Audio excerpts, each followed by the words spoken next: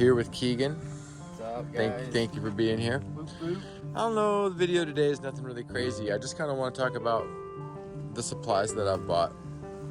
This is a peat moss, fertilome, the gold Canadian. And, oh look, it's got my name. Yeah, I don't want to take all this out, but I think these cost like 25 a piece, I think. And I just spent like 700 bucks. This is 700 bucks in nursery supplies. I think I got like 18 of those or something, I forget. But this is where I've never bought these before. You can cut this. Let's cut this open. There's a way to, he said from the bottom actually. He said you unwrap it from the bottom and it comes right off. I watched him do it. You pull it up from the bottom, that's all you do, is just pull it up from the bottom. Yeah, they taught me that trick. It's always cool. I gotta save these pallets for no, from the bottom. Gotta do it from the bottom? I saw it. No, just like this.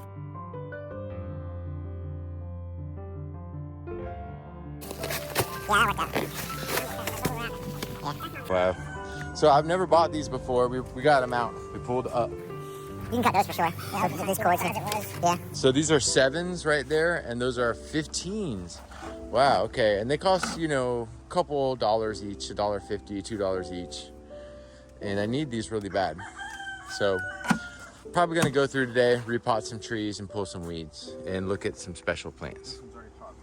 This right here, forgot to mention with all the stuff I got these pots right here. This is a great size. It's called a 600 or something like that. And anyway, it's like a 1 or 2 gallon pot. 2 gallon? Oh, what do they call it?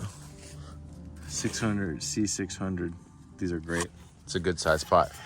Bigger than a 1, smaller than a 2, something like that. True 1. Anyway, so what we're gonna do now is we're gonna get a pot, grab that pot there. And the reason we're grabbing the pot is so we have somewhere to throw these stupid weeds we're gonna pull. I've got a really nice grow tent here that simply has plastic on the bottom with holes poked to keep the weeds from growing and keep some moisture in. And then, you know, plastic pots to keep the shade cloth from poking through, zip ties, and T-posts. It's really easy to make these, they're great. It's just kind of draped over here. Now me and Keegan are gonna get in, Keegan and I, and we're not gonna hurt any plants. We're gonna fix it up in here. I'm gonna fix my hat and come right back. So first order of business when you come in here is this. Knock this shit off the roof. Yeah, it's gotta go all the way off. Take your hand, easier. Well, I guess you're kind of short. And then you can readjust these poles too. Pull it over, stretch it tight again. You watch the plants, some are grafted. You're okay, I got you.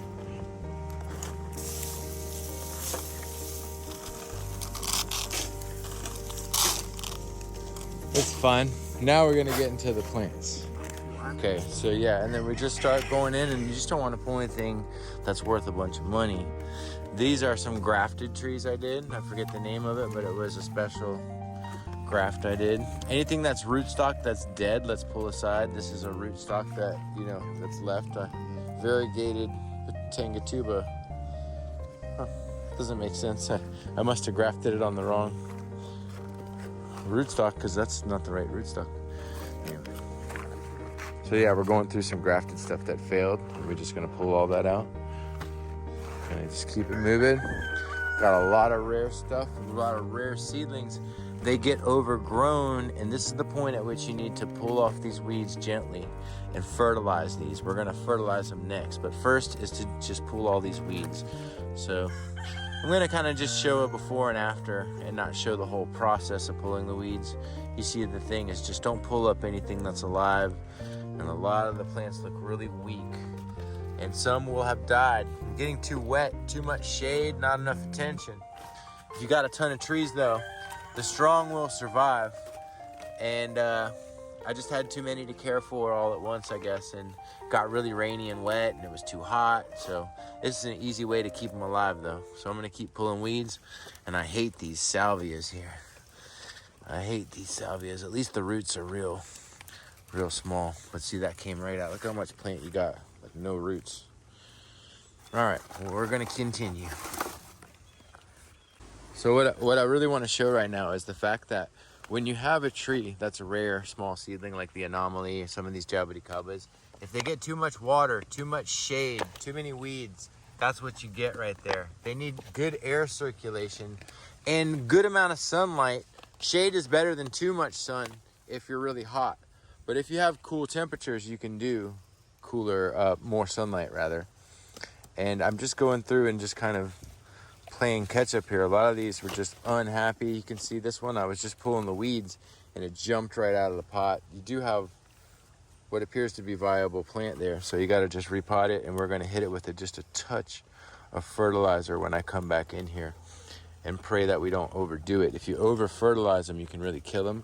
And we're just going through, and the strongest survive in this case. These are all possible hybrid like anomaly seedlings and very weak and hard to grow at first anyway. And I had so many, this was my way of trying to keep them alive in mass. And you can see the worst case is like these ones here, where I think it helps to prune that back if you can, but I'll do that later.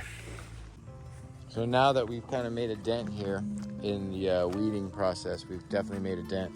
These are all like my rare jabos that I'm trying to raise from seed. Some actually are grafted in here. I'm not doing the best job of filming, but you see all these weeds we pulled. And these represent the strongest of the bunch because they've been through hell. It's just been too wet in here. You can see the ones that die from being too wet. That's what it looks like when they're too wet. Too wet.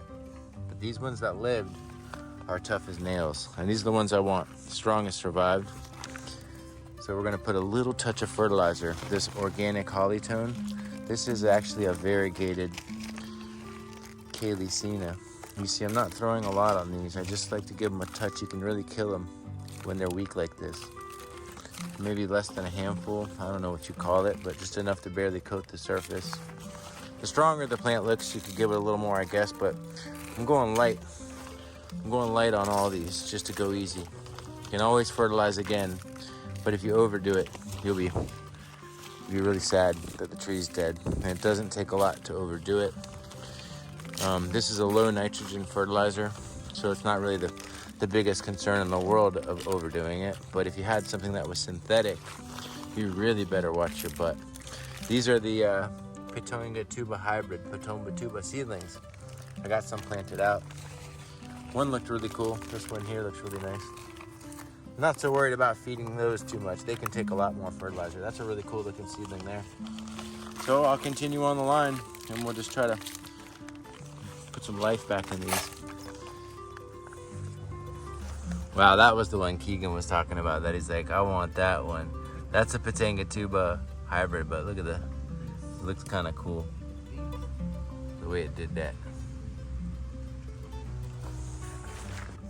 So we're kind of like coming up to the home stretch here, and I luckily got this bin to collect the weeds in.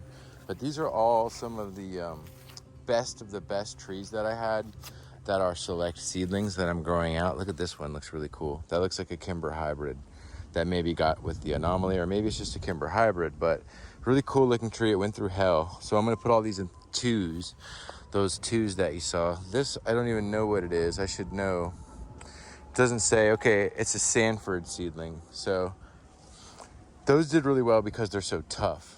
That's making a lot of sense now. The Sanfords did really well because they're so tough. And the anomalies not so well, they're not as tough. Don't see a name on that one. I'm definitely gonna have to relabel these. Let's see this one, what is this one called? That's a cool looking tree right there. But what is it? Is that an anomaly? Oh, no label, it's okay. They were put into pairs and groups and batches, and the ones that are labeled are the ones that are Sanford. So we're just looking for Sanfords, and that's a nice looking cool tree. We'll be able to go through later on. I see a lot of them are just Kimber hybrids, but anyway, a lot of the best trees right there. And they went through heck.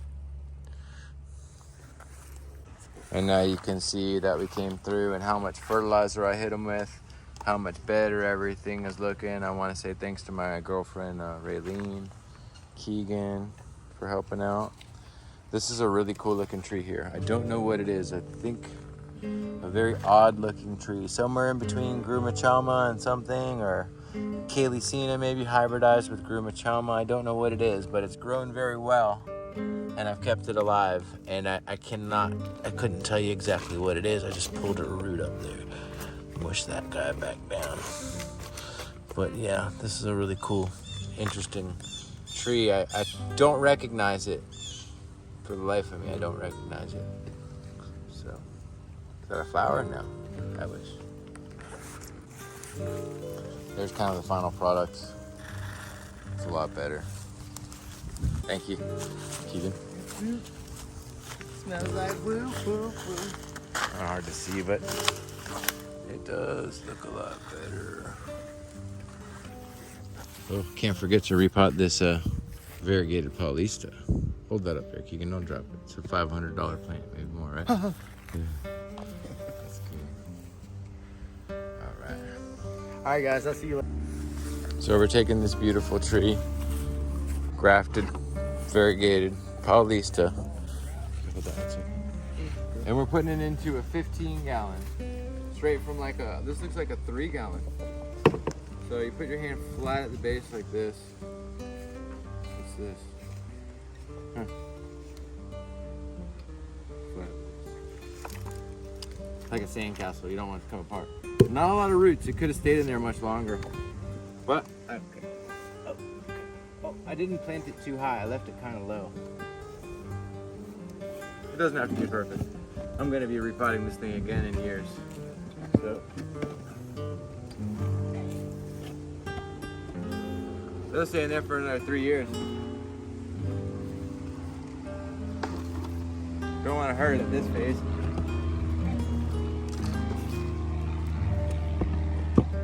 And then we'll probably end the video here, but I want to say thanks to Keegan, Raylene. This is just kind of showing you the supplies I get, the soil I'm using. This time of year, what you're gonna have to do, keep stuff alive. You're really gonna, if you're smart, be repotting a lot of stuff this time of year. Or maybe you already redid it by now, but this is the last chance to do it before stuff dries out. And it's almost like spring right now coming on, but not really.